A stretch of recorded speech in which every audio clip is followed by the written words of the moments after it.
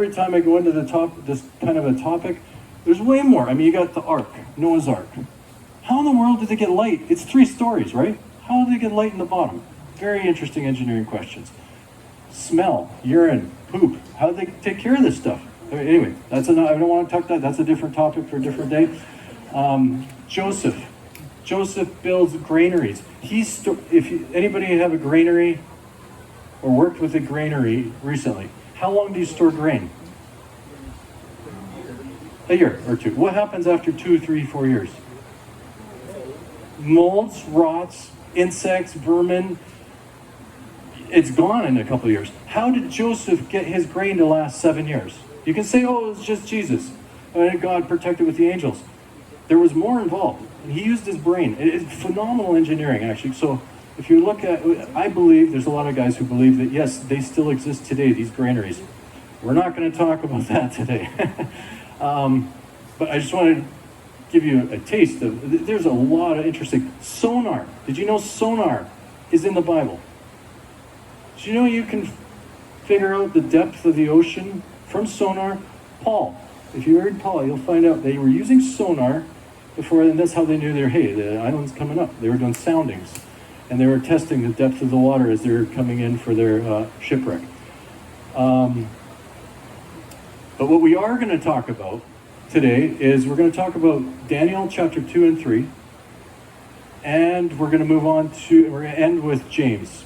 And in the middle of it, we're going to do a couple demos, and hopefully I don't put you to sleep by that. I will need a kid or 2. There's a couple over there I might borrow or something like that. Or any of you guys who are willing to be a kid. And on that, I'd like to open with prayer, and we'll get going here. Our Father in heaven, thank you very much for this opportunity. We like to talk, we all like to talk about ourselves, Lord, but Lord, you are the master creator. You've created things that baffle our minds, and every time we look closer, we're more and more amazed at what you've done and what you've made for us. So Lord, I ask that you use my words and my mouth, that I may give you glory and glorify you who's made everything and done all for us, Lord, and made a way for us to escape to these things that are to come. I'd like to ask this in your precious and holy name. Amen. And I will say, Julie is my sister. That's the other thing. Thank you. And that means Greg's my brother-in-law. Anyway. It means you too, Mr. Thorpe. You're also my brother-in-law. Did you realize that? Yeah, I just realized that. Anyway. Okay, so the first thing here is I'd like you to, if you have a Bible, Daniel chapter 2.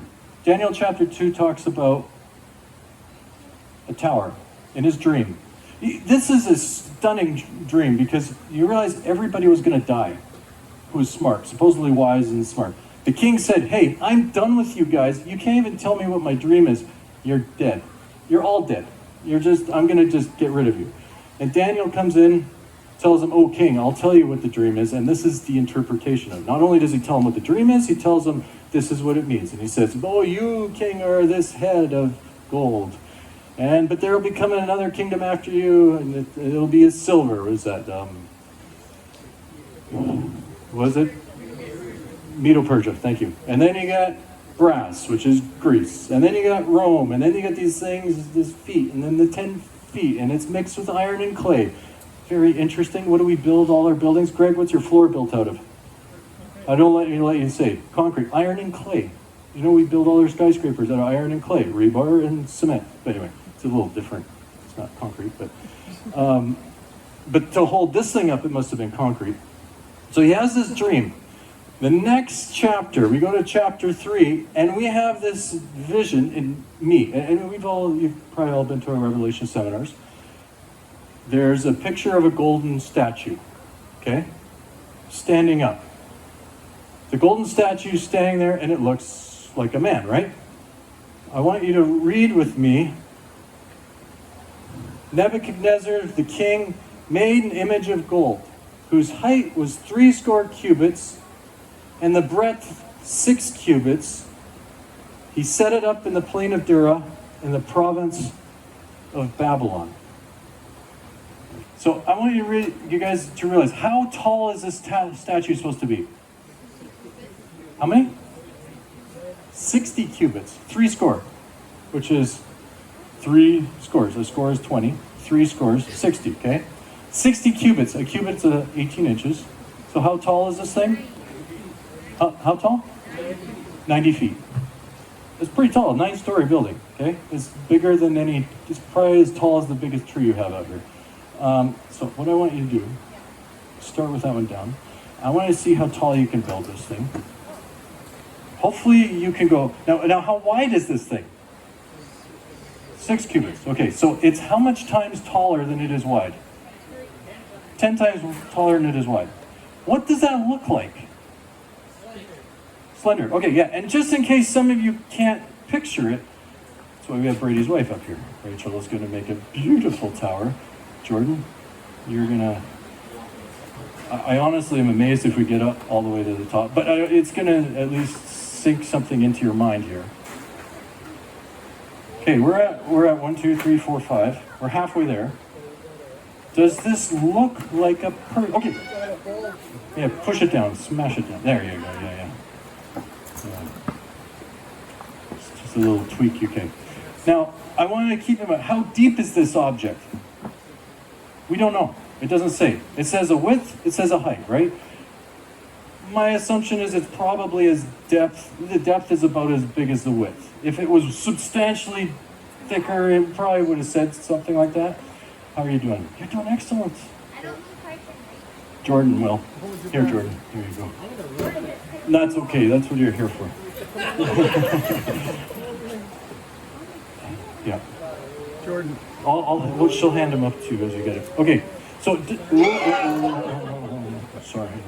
I'll fix it down here. So, is this looking like what I want to ask you first? We know the dimensions. I mean, it's written in Scripture. Does this look like a person? No, it doesn't, right? You're almost there, Jordan. Oh, you don't give up so soon. It's not going to hurt anybody, I don't think.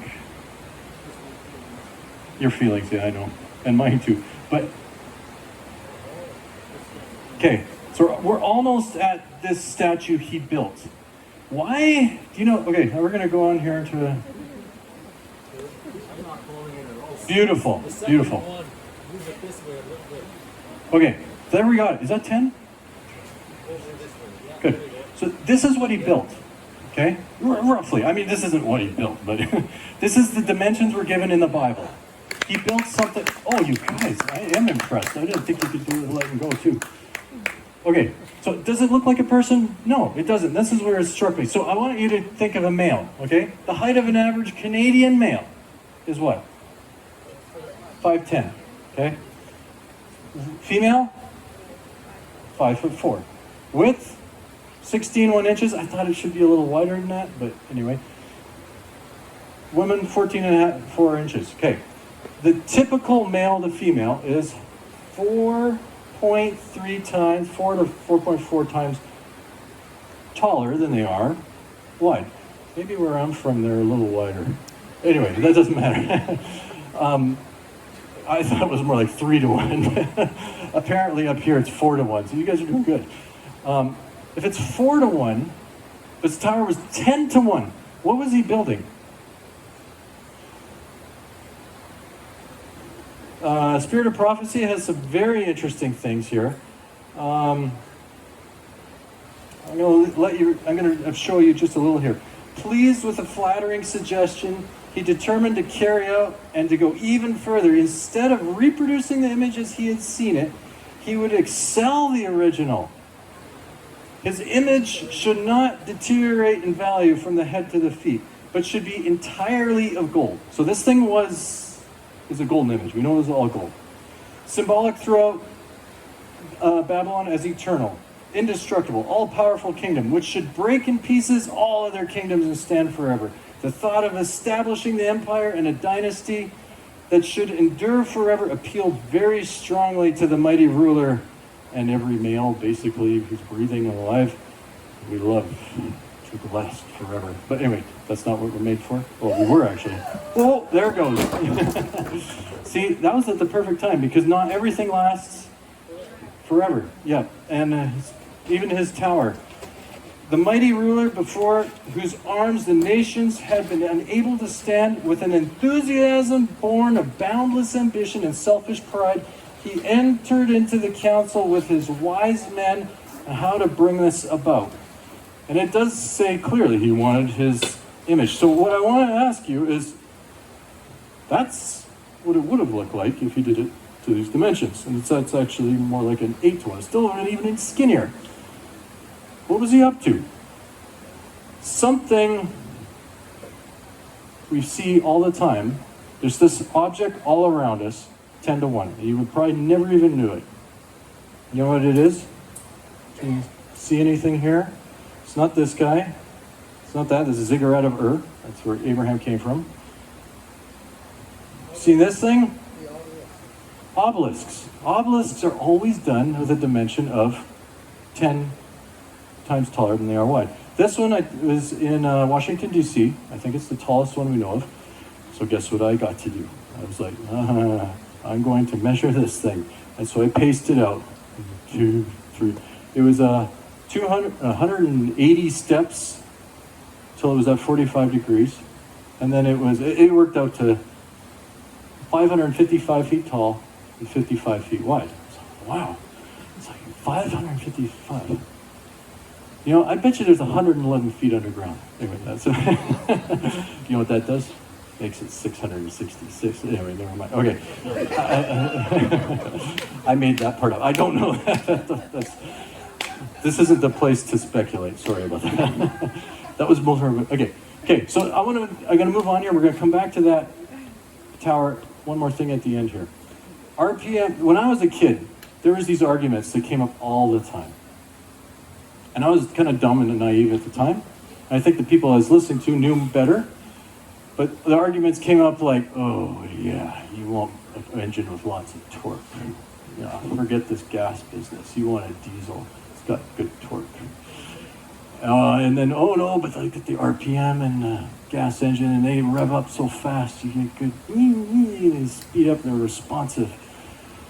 And then you get older, and then you start hearing about motors, and they're like, oh, no, you don't want that cordless 12 volt. You want the 18 volts. Now it's the 20 volts. Now there's a 40-something volts. You know what I'm talking about? Oh, yeah, that's better. Yeah, the 40 volts way better than 20 volts and the 24 volt. Is it really better?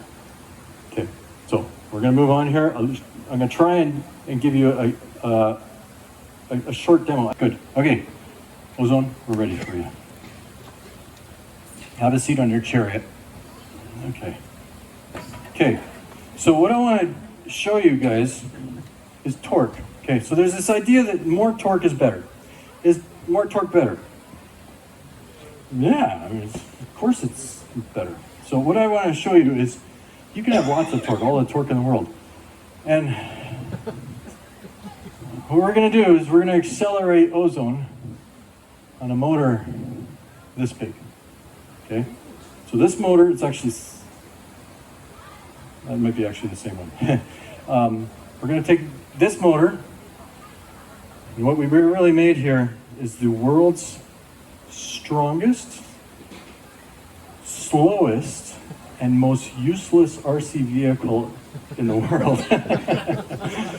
But I love RC vehicles, and it was a good demonstration. So what we're going to do here is we got this little motor. Will this move Ozone? No. It shouldn't normally, yeah? But what if you gear it down and then gear it down again? Okay, so we got like a 10,000 to 1 gear ratio here. So we're going to try it. We're just going to see if you go anywhere. Okay, so you hear that whining noise? It's moving. He's hauling, isn't he? Okay, so you know the torque here? We did this, we can actually pull my car with this. So it'll pull the car very, very slowly, but you can sit back, sip a tea, and pull your car out of the ditch if you, well, it's not that strong. But it'll pull it on flat, okay? And it'll pull Ozone. Like, look at him hauling. Isn't that impressive? Okay, so this has, we took this engine and we put as much torque in it as I could do in a day or two, you know? And it's all, how does it feel? Does it feel like it's going to lose its power? Here, I'll put you in reverse. Huh? Yeah. Can you guys even tell he's moving? Oh, okay, good. So, yeah. And I'll just let you drift across the stage here. 5 to 10 minutes you should make it here. Okay, so this is torque. Is torque important? Torque's important. What's missing though? Wouldn't you like a little more than that? You like some speed. And on a motor, what's speed? We're going to call that, it's a rate at which it's turning, RPM, huh? So if we had lots of torque and lots of RPM, we would have what's called power. We have lots of power. So I'm going to give you a brief thing here. You can let's skip this first thing. 1 horsepower. You guys know what 1 horsepower is? Okay, so I'm trying to do this. I want your minds a little awake for tomorrow if you're watching the solar thing, so I don't lose you on volts and amps. That's kind of what I'm leading to. There's also a spiritual aspect you're going to see here shortly. But what I want you to realize is if you want 1 horsepower, you need 746 watts. Electrically, mechanically, whatever. You need 700 watts.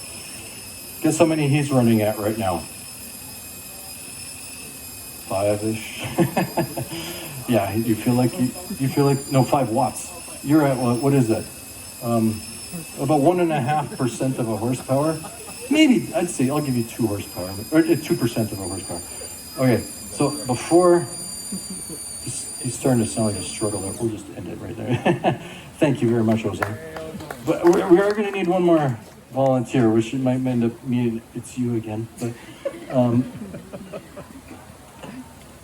okay, so what I want to get kind of through your mind here, I'm just going to shut this off so we don't kill it for later, is that we ran a little bit of power, electrical power, lots of torque, but you need torque and speed, okay? So if I was just going to say, oh yeah, torque is it. It's not it. It's half of it, but you need also the speed or the RPM. Okay, electrically, we have this exact same analogy. Voltage and current.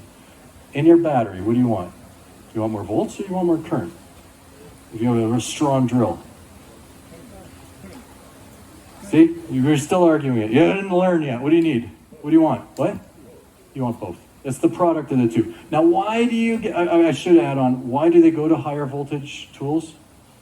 Because you need less, it's the current's going through copper, you can use less copper. That's it. It's the only, your resistive losses are lower. That's the only reason we're going to higher voltages. You could get the same amount of power out of a 12 volt or 2 volt battery, but the amount of copper you need ends up becoming heavy. So, but really all that matters, it's your voltage times your current is equal to the power. Again, here we have the horsepower at the bottom here. Okay, so in the Bible, is there something else like this? And I realized, you know what? I struggled with this as growing up in the church all my life too. It's like faith, works. Faith, you need works. You need faith, you need works. Faith and works. Which one's more important, guys? Excellent. I think we got through to you guys. So we'll read the Bible. Did Paul get this? This wasn't written by Paul. This was written by, guess who? James. Who said that? Sharp. Nice. Didn't think you. I always said Paul. But wait, this is James actually. James, the brother of John. What's that? Is it Jesus' brother or John's brother? It's Jesus' brother? Yeah, actually, I think you're right, it is. Anyway, he says, what is a prophet, my brethren? Though a man say he has faith and has not works, can faith save him? If a brother or sister is naked, destitute, hungry, starving, sort of like the pastor was talking about earlier, somebody's like getting beaten and you're not doing anything about it, and one of you says to them, depart in peace, be warned and filled, notwithstanding you give them not those things which are, you don't give them what they need. Even so, this I'm going to right here. Even so faith, if it has not works, it is dead. Okay. This thing, I have all the voltage in the world, right? If I give it, the voltage is sitting there in the batteries. The battery right now, if you measure it, it's sitting at 8 volts. But is this thing moving? It's dead. Why? There's no current.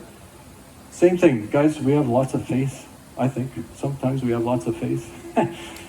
But we don't sometimes have the works. And vice versa. It goes both ways too. Sometimes we're full of works and we don't have the faith. We think that we're the ones to make everything to happen. And if we don't do it, God's in trouble because he doesn't have us too.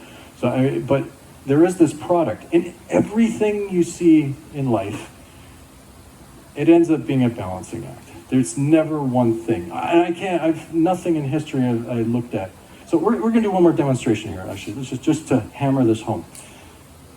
Who's our, we'll find out actually with this. Who doesn't mind that little dripping on them?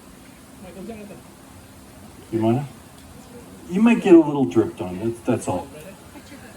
Okay, thank you, sorry. Yeah, suit up well, yeah, that's good. Now you're going to be going up the ladder later?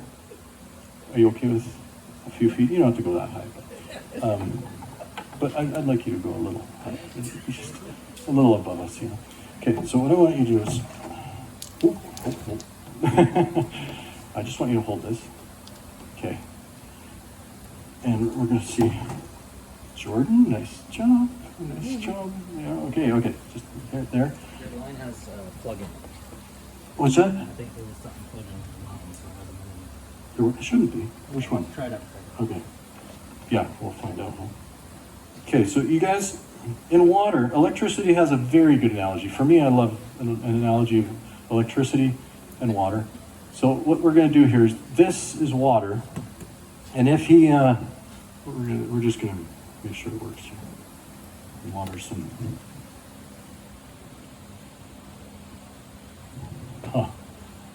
Jordan, you might be right.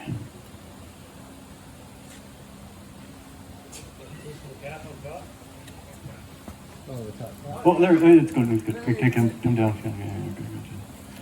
Don't want to ruin my secret. Okay, so in water, water has a very good analogy to electricity and power and everything else, actually. So what we're going to do here is, you guys know, if I hold this thingy right here, turn on the knob, do you know how much pressure is going to be coming out of here? How much water pressure is on this nozzle? 0. Good. Now, what if he goes up? No, I'm going to go down so you don't have to worry about it yet. But you're going up eventually. So, no, you stay up here. I'm going to go down 1 foot, okay? How much pressure is there going to be on the water coming out of here? Anybody have an idea? Who? Sharp. Good. Half a PSI. Half a pound per square inch.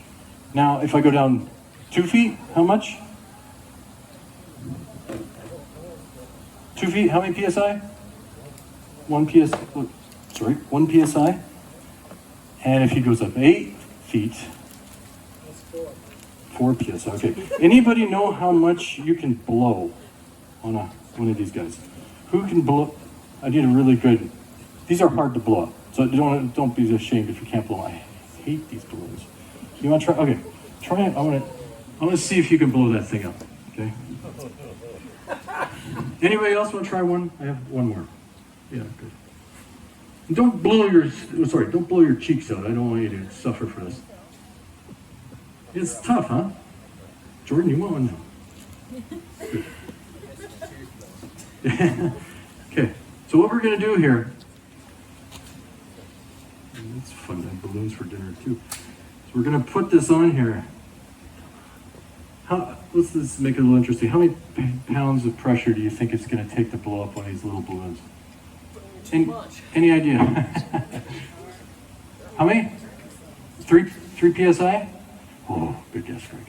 Okay, I don't know. I never did this yet. So we just got it working. Yeah. So we're going to see now what it takes. That's why there's a ladder back there, just in case. Okay. So I'll go back there with you. So we're going to turn this guy on a little. Okay. That's 0. Yeah? It looks pretty limp, huh? We're going to come down here. What are we at? Ooh, it's a little bubbly. Yeah, see that? It's got a little tautness to it. Not filling up. Okay, I think we're going to need to go higher.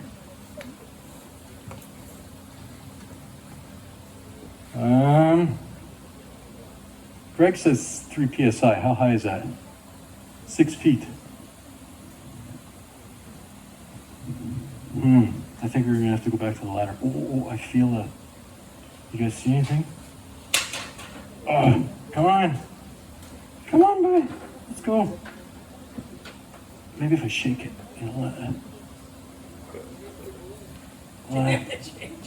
Change it, yeah, to get a different balloon. Oh, there we go. Okay, go up a couple steps. Climb at your own risk. And try not to fall. Yeah. Maybe we don't have enough cable here.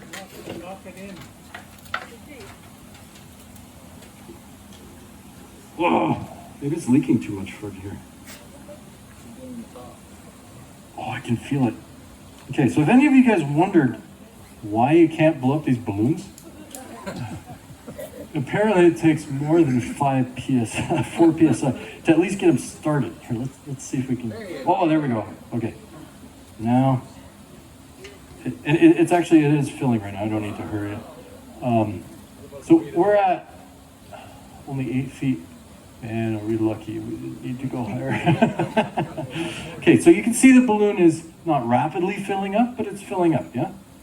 Not too, oh, it's still growing. It's growing. Oh, it's kind of heavy. It's the weight. Why is it so heavy, huh? Okay, this is full of water. Anybody want to get splashed? No. Okay, so what I want you guys to realize here is, until what? Until the water started flowing, you can shut I'll show you right here. Right here, okay. You're done. Is any work being done now? No. Nothing.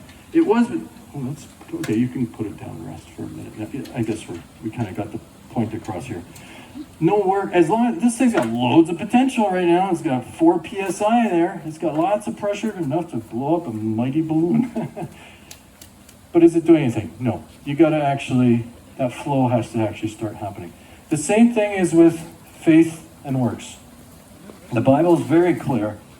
You don't move, you don't actually go out and do something. We have all the knowledge in the world, but we actually have to go out and do something.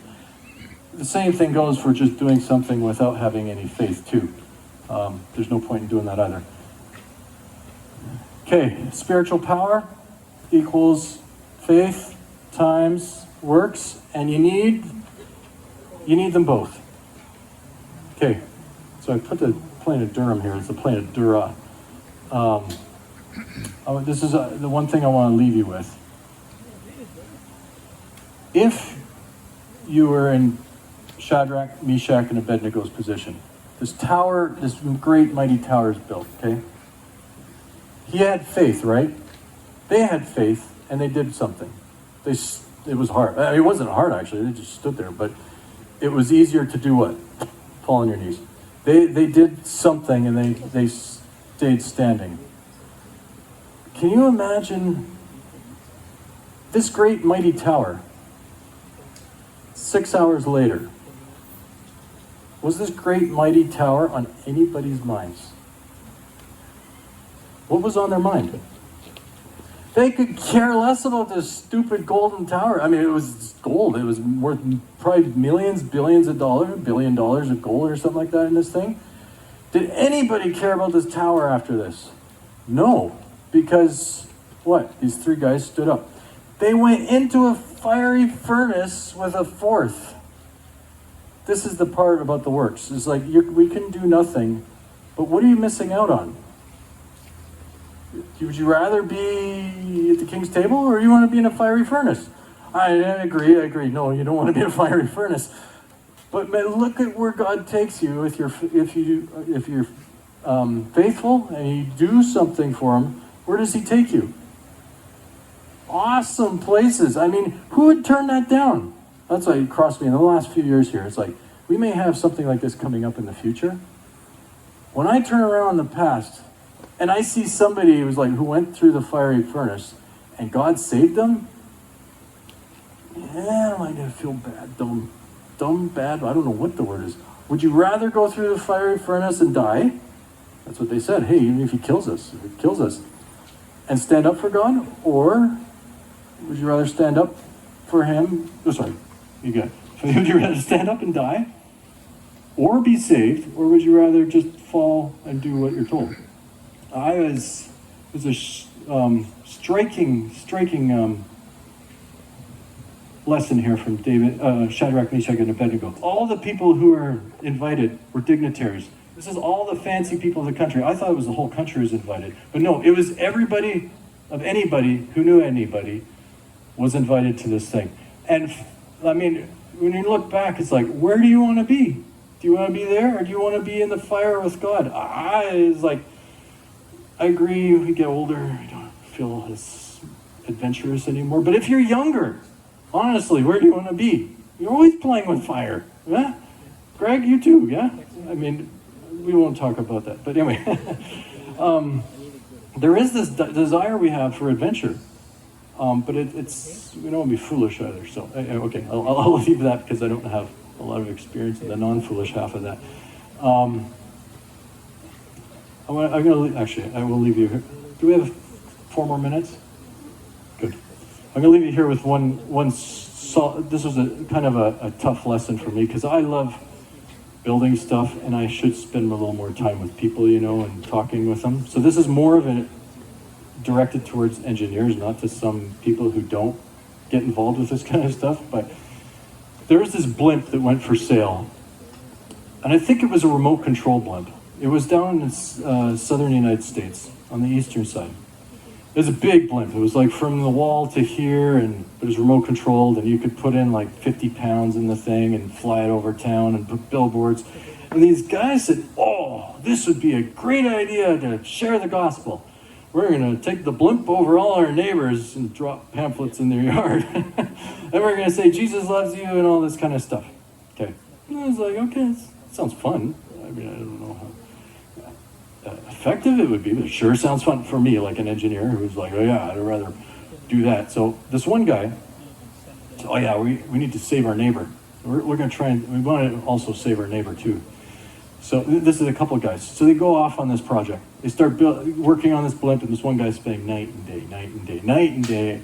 And they get this thing flying, and then they start drying. They have some problems and stuff like that, but the guy's spending night and day on this blimp. And they start dropping a few pamphlets here and there and going to different places and dropping or whatever. And eventually, the guy who's doing most of the work, they're both doing quite a bit, but the second guy, the first guy kind of drops off and says, I don't have time for this. Everything's suffering in my life. I need to spend less time on it. The other guy keeps going, pouring his heart and soul into the thing. He eventually gets, I believe, divorced. And he's still he's a little bitter and still working on this project. And I was watching this, it's like, oh yeah, I love this blimp, but where's this story going? And eventually you find out that their neighbor becomes a Christian. I was like, it's all worth it. And then they said, and they brought him into the meeting on this blimp meeting thing, and they're like, how did we reach you with the gospel? And he says, well, my neighbor, the one who quit the blimp thing, he came over and talked to me. And I said, and what did he say? And he said, I don't know, he just kind of said, how are you doing? And he cared about what I was up to. And if I was sick one day, and he brought something for me and my wife. I was like, this guy actually kind of likes me. He kind of cares for me. He's like, so what did the blimp do? And he says, nothing. And so I was like, oh man, I love these projects, but in our neighborhoods, we all have these people. So this hit me pretty hard. And I was like, yeah, I got all these neighbors. And so I was like, I gotta go visit a neighbor. The Lord put these people in our lives, and yeah, I have nothing interesting or whatever. So I went over to visit one. I was like, I'll go visit this one guy. He's an atheist. He's an engineer, an old retired engineer, but he's an atheist. Somebody needs to reach him with the gospel, but I don't think it's going to be me. But I'll go say hi to him. So I went and visited him. And he says, that's the first time. I was like, hey, who came? He said, nobody has visited me. I was like, what about your atheist friends and stuff like that? Atheists don't really have friends, apparently. They do. I'm not saying they don't, but he hasn't had anybody visit him him and his wife, 2.5 years. They've been alone in their house. They go to the grocery store. I was the first person to see him in 2.5 years. And I went to another neighbor. Same thing. He says he's getting tormented by demons, or at nighttime, and he has things flying around. I'm like, oh my goodness, I had no idea. This is your neighbor too. I had no idea. You guys, we have no idea what's going on in our neighborhoods. I was shocked. I just like one neighbor over here, one over here. This guy's incredibly interested. He has a garage full of remote control airplanes. I was like, this is a beautiful man. And but he can't fly any of them. Guess why? Because his heart. As soon as he moved in, he feels like he was cursed. Like, can you believe it? Your neighbors may feel like they're cursed since they've moved into your neighborhood. So, I mean, I don't have a great story. I just learned about this a few weeks ago. So, but anyway, what I wanted to leave you is, we have great ideas, great plans and aspirations, but don't forget to visit your neighbors and just say hi to them. To be aware of new videos like this one, be sure to subscribe to the Preparing for the Time of Trouble channel. For more free videos and downloadable audio podcasts, as well as handouts, go to www.preparingforthetimeoftrouble.com. Topic categories include recordings of live seminar presentations, country living, sustainable gardening, homestead remedies, how to be self-sufficient when the grid goes down, wild edible and medicinal plants, hydrotherapy, and end-time Bible prophecies. To take advantage of these free resources, go to preparingforthetimeoftrouble.com.